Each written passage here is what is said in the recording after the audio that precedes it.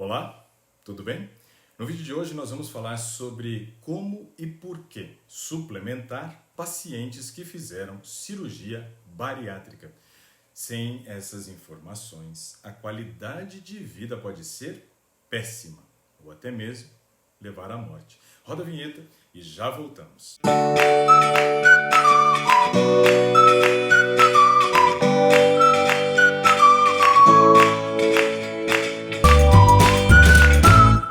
Pacientes submetidos à cirurgia bariátrica apresentam maior risco de desenvolver deficiências nutricionais pela limitação na ingestão e absorção de diferentes nutrientes.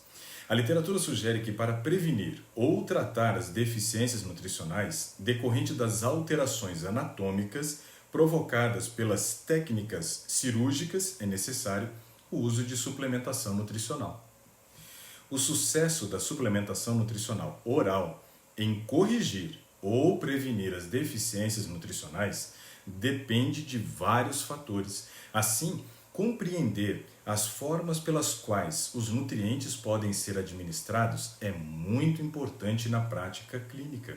Esse vídeo ele tem como objetivo auxiliar a melhor seleção de nutrientes de forma a garantir uma reposição adequada em pacientes submetidos à cirurgia bariátrica.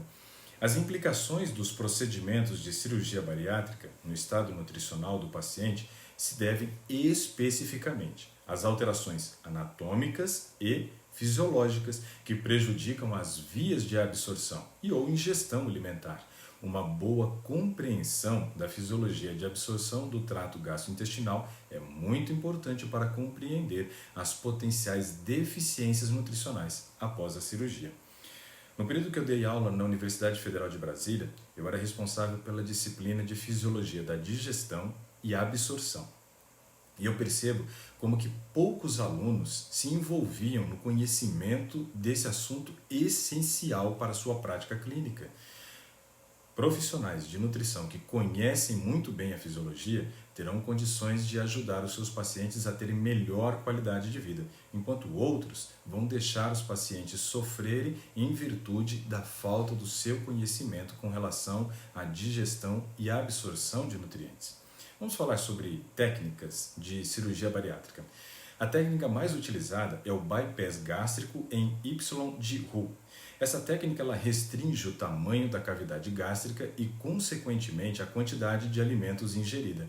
E por reduzir a superfície intestinal em contato com o alimento, promove o que nós chamamos de desabsorção. A má absorção de nutrientes é uma das explicações para a perda de peso alcançada com o uso da técnica desabsortiva. No caso desta cirurgia, bypass gástrico com Y de Roux, neste procedimento nós temos uma perda de 25% de toda a proteína e 72% de toda a gordura ingerida. O problema é que quando você não faz a absorção dessa gordura, você acaba prejudicando na absorção de outros nutrientes que dependem da gordura para serem absorvidos. Por exemplo, as vitaminas lipossolúveis A, E, K e a vitamina D, além do zinco, eles estão muito mais suscetíveis a uma má absorção. Vamos analisar quais nutrientes têm maior risco de deficiência observando as regiões do nosso trato gastrointestinal. Observa comigo nesta figura que o procedimento cirúrgico ele reduz o tamanho do estômago. Dessa forma ele prejudica a absorção dos seguintes nutrientes. A vitamina B12, em virtude de você perder a região responsável pela produção do fator intrínseco. Esse fator intrínseco ele é o transportador que viabiliza a absorção da vitamina B12. E também, em virtude da diminuição da produção do ácido clorídrico no estômago, prejudica-se a absorção de ferro, tanto na versão férrica quanto na versão ferrosa. O cobre também é prejudicado, o iodo e o flúor. Todos esses têm a sua absorção diminuída em virtude das alterações anatômicas no estômago. Já na porção do duodeno, o prejuízo é em relação ao cálcio, ao fósforo, à tiamina, que é a vitamina B1, a riboflavina, que é a vitamina B2, a niacina, que é a vitamina B3, o magnésio, o selênio, o cobre e o ácido fólico, que é conhecido como vitamina B9. Na segunda porção do intestino delgado, conhecido como jejuno, o prejuízo é na absorção do zinco, do manganês, do cromo, a vitamina A, D, E e K, a vitamina C e também os aminoácidos, os di e tripeptídeos. Di e tripeptídeos são resultantes da quebra da proteína. Você vai reduzindo o tamanho, quando você tem 2 aminoácidos unidos, dipeptídeo, 3 aminoácidos, tripeptídeo. E todos eles são prejudicados em virtude aí das técnicas utilizadas na cirurgia bariátrica. Os sintomas de deficiência de micronutrientes são geralmente inespecíficos, em níveis subclínicos. Isso quer dizer que muitos pacientes já estão com a deficiência, mas sem manifestação de sintomas clássicos e claros daquela carência nutricional. Sendo assim, necessária uma confirmação laboratorial. E aí está uma grande preocupação que eu tenho, pois em muitos casos há uma negligência, tanto médica quanto dos pacientes. Médica em solicitar os exames laboratoriais e dos pacientes em realizar os exames, pois dizem que não estão sentindo nenhuma diferença que justifique a realização do exame, porque ainda estão numa carência que a gente chama de subclínica. Não tem um efeito, mas já existe a carência nutricional e, obviamente, o caso vai se agravando se você demora a descobrir e fazer as devidas correções. Mesmo sendo a suplementação nutricional em longo prazo muito enfatizada como uma importante conduta terapêutica, a mesma ainda representa um obstáculo para o sucesso do tratamento cirúrgico da obesidade. A utilização regular do suplemento deve ser feita por pelo menos 5 vezes na semana. No entanto, apenas 33% dos pacientes, pois é, só 33% atende essa recomendação. E o pior é que depois de 2 anos, 7,7% dos pacientes deixam de utilizar qualquer polivitamínicos e minerais, porque eles acham, agora já passou bastante tempo, não preciso mais. Precisa sim. Baseado nas informações e conhecimentos que você já adquiriu, vamos verificar como fazer uma correção desses nutrientes? Os polivitamínicos e minerais, eles devem ser ingeridos entre 1 a 2 comprimidos por dia. Essa é a prática, mas não é o que eu recomendo. Eu não gosto de fazer a suplementação desta forma, porque muitas vezes a dose ela é insuficiente se você estiver com uma deficiência e ela é uma superdose quando você não tem deficiência. E aí você vai eliminar muito daqueles nutrientes ingeridos que não eram necessários, sobrecarregando muitas vezes a sua função renal. Como prática clínica, para fazer essa correção, eu gosto que meus pacientes eles recorrentemente façam exames e que as correções sejam feitas mediante os resultados desses exames. Porém, vou encerrar o vídeo de hoje falando sobre alguns nutrientes e a quantidade que eu tenho utilizado para fazer a suplementação dos meus pacientes que fizeram gastroplastia. Vamos começar falando da tiamina, que é a vitamina B1. Na prática clínica, nós devemos utilizar entre 20 a 30 mg por dia, lembrando que este nutriente deve ser ingerido junto com uma refeição.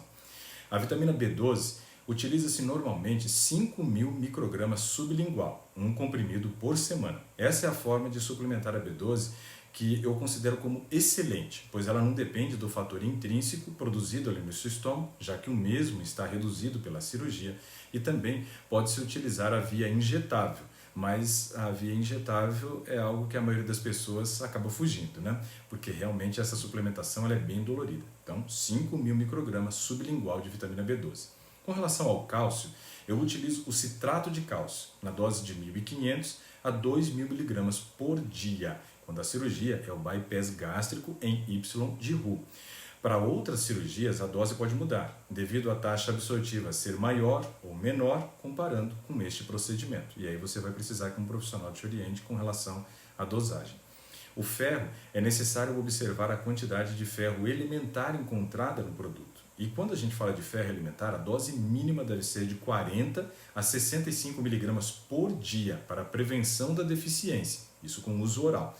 Mas quando uma deficiência já se instalou, é necessária uma dose de 300 mg por dia durante o período de tratamento. Algo importante que você precisa saber é que o ferro deve ser ingerido no intervalo das refeições, longe da suplementação do cálcio, para que não haja concorrência na sua absorção. E um detalhe importante é que o ferro, muitas vezes, gera constipação intestinal. Então, se você já é uma pessoa que tem problema de constipação intestinal, escolha uma via injetável para a correção do ferro.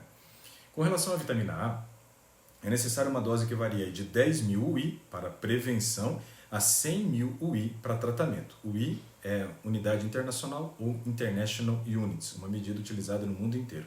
Lembrando que vitaminas lipossolúveis, como a vitamina A, precisam ser ingeridas junto com uma refeição que contenha gordura para ter um melhor aproveitamento. A absorção é melhor quando tem gordura. A vitamina D é outra vitamina lipossolúvel, que também precisa ser ingerido junto com a refeição que contenha gordura.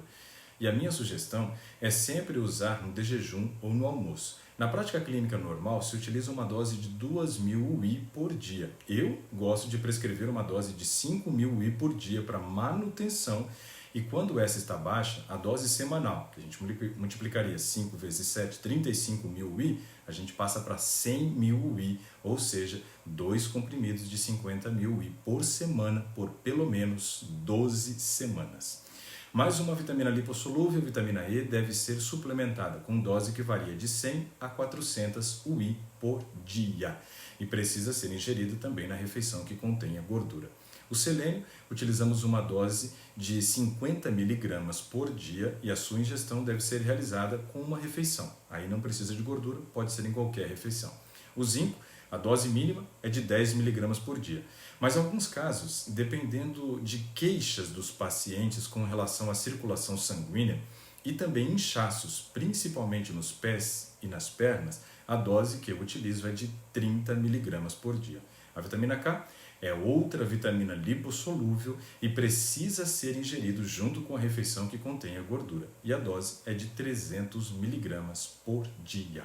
A vitamina C é um grande oxidante, mas para pacientes com cirurgia bariátrica ela é muito mais importante do que só utilizá-la como antioxidante, pois ela ajuda na formação do colágeno de boa qualidade, ajudando que o paciente fique muito menos flácido depois do procedimento, até atingir o seu peso de manutenção. Lembrando que a flacidez é algo comum, devido ao tempo de inatividade física imposto pelo procedimento cirúrgico e também a restrição proteica, fazendo com que haja uma redução da massa muscular e muito mais flacidez neste caso. Você pode mandar manipular todos esses suplementos, menos o ferro, que precisa ser utilizado no intervalo das refeições, e a vitamina B12, que deve ser feita a suplementação de forma separada para que ela possa ser sublingual e ter um melhor aproveitamento. A vitamina D eu também não costumo mandar manipular junto, porque a dose é alta e fica inviável fazer tudo nesse mesmo formato. O restante você pode manipular tudo junto para facilitar a sua vida. Bom, é isso por hoje. Eu espero que você tenha gostado deste vídeo e se você gostou, por favor, compartilha só com todo mundo. Deixe também aí o seu comentário, se inscreva no canal, ativando o sininho para poder ser avisado quando nós fizermos uma nova publicação de conteúdo. Um grande abraço, te vejo no próximo vídeo. Até mais. Tchau, tchau.